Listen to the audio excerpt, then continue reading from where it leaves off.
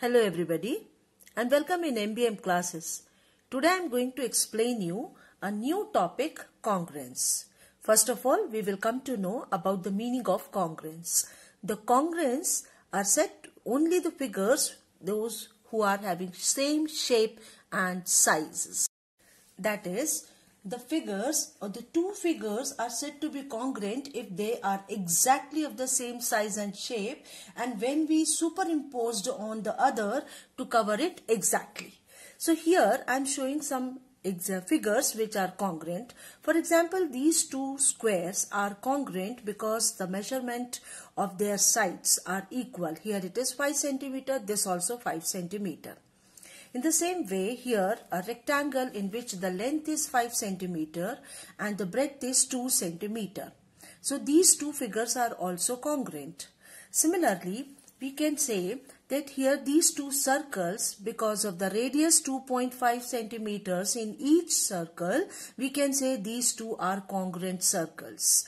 Here these two triangles are congruent under different conditions. Okay, so I am telling you about the triangles congruency with the different conditions or cases. Here the triangle, these two figures are not congruent because their shape and sizes are different. So in short, the figures whose sizes and the shapes are same, we can say the figures are congruent. And the sign of the congruence is, this is. Just above 2 equal to sign, one wave would be there. This is the symbol for the congruency.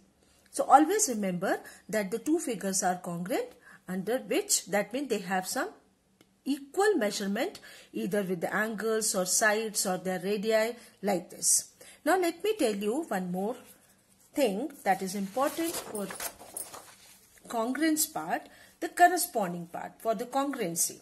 Like this, AB and CD, these two line segments are not congruent because the measurement of the line segment is 5.2, AB is 5.2 and CD is 5.5.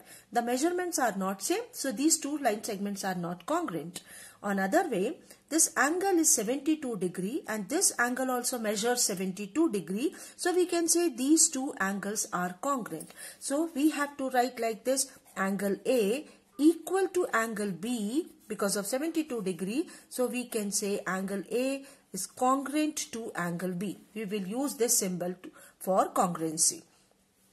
In the same manner, if we are going to write or just draw two triangles in which the measurement of AB is equals to measurement of DE, AC is equal to DF and the side BC equal to the side EF. That means measurement of all the three sides of this triangle correspondingly equal to measure of all the three sides of other triangle, then the triangles are said to be congruent.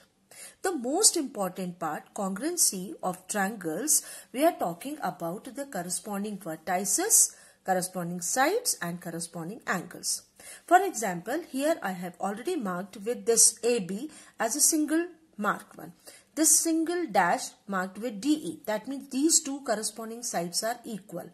And here the vertices of the triangle A and D. So corresponding vertices, if the two triangles are congruent, I have to write A and D. That means this A and D. Similarly, B and E, the vertices B and E and C and F. These two are the corresponding vertices. This one is another pair and C and F is another pair. Corresponding sides which I marked as AB. So I should write AB is equal to DE. Similarly, BC is equal to EF and AC is equals to DF. AC is equal to DF. So these three line segments of a triangle correspondingly exactly equal to three sides of other triangle, then we can say the triangles are congruent. Similarly, when the triangles are congruent, then we will talk about the corresponding angles also. Now see, between these two sides which I marked with single dash and double dash, there is one angle A and D. So corresponding angle A is equals to D. Similarly, between these two signs, we have angle B and here correspondingly angle E. So, we will write angle B is equals to angle E and finally angle C is equals to angle F. We are talking about the corresponding of the triangles. But the corresponding of the angle, that means these two triangles are congruent under different cases that I will teach you. The next important topic about triangle, that we have 6 elements in a triangle. 6 elements means, first of all, let me write the 3 vertices of this triangle. A, B, C are the 3 vertices. The 6 elements in which we are considered the 3 angles, angle A, angle B and angle C, and then we are considering their sides AB, BC and AC. So the 3 elements are the 3 angles and 3 sides, a total 6 elements we have. Now when we are going to compare the 2 triangles under different cases, we have basically 4 main theorem to say the triangles are congruent. So always remember, out of the 6 elements, we are going to take 3 elements every time to make the congruence of the triangle. 3 elements out of 6. So these 3 elements are important. That first one is all the 3 sides. Side, side, side. That means under this criteria or under this rule, we can make the triangles congruent. The second one is side, angle, side. That means again, here all the 3 sides, here angle between 2 sides. That's why it is SAS. Again, third one is ASA. That means 2 angles and included side. The fourth one is RHS. That means right, hypotenuse and one side. So basically these 4 theorems we have. But one more criteria is there to make triangles congruent, that is AAS. That means angle, angle and excluded side. Here it is included, that means between 2 angles, and this is excluded side. After 2 angles, you have to take any one excluded side which are equal to say the triangles are congruent. Now the important thing, out of 6 elements, we are taking 3 elements to make the triangle congruent. Then what about other? For example, if they are asking the 2 triangles are congruent under SSS rule, that means side, side, side rule, that time can we say any angle out of the 3 angles are equal or not? That time we can say yes, the remaining part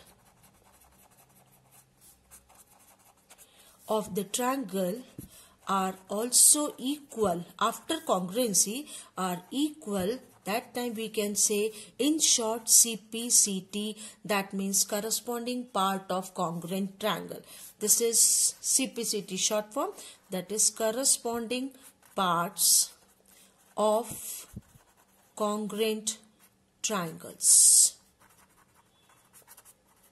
So with the 3 basic elements, we need to make triangles congruent, and then remaining part of the congruent triangles we can say yes, they are also equal. Why? Because only CPCT. Simply we have to write because meaning of the congruency is just exactly same figure with the same size and same shape. So while you are going to make congruency of the 2 triangles out of these, any rule you are applying, then the remaining part of that triangle you can say yes, they are also equal because of CPCT or by CPCT.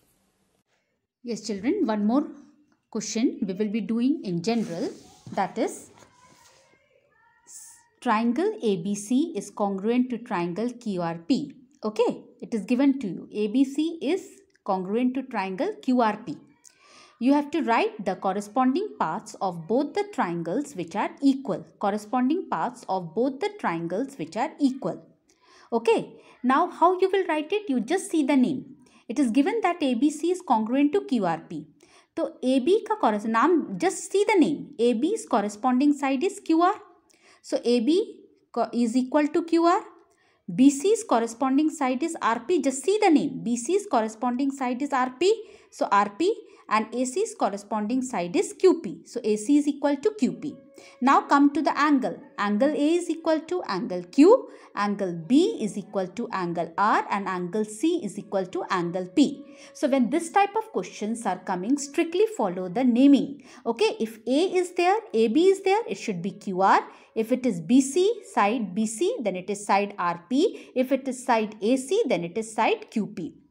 Regarding the angle, with angle A, angle Q, angle B, angle R, and angle C, angle P. Okay, so these are the corresponding three sides which are equal and corresponding three angles which are equal. Okay, understood? Now, AB's corresponding part is QR, BC's corresponding part is RP, AC's corresponding part is QP. Okay, angle A's corresponding part is angle Q, angle B corresponding part is angle R, and angle C corresponding part is angle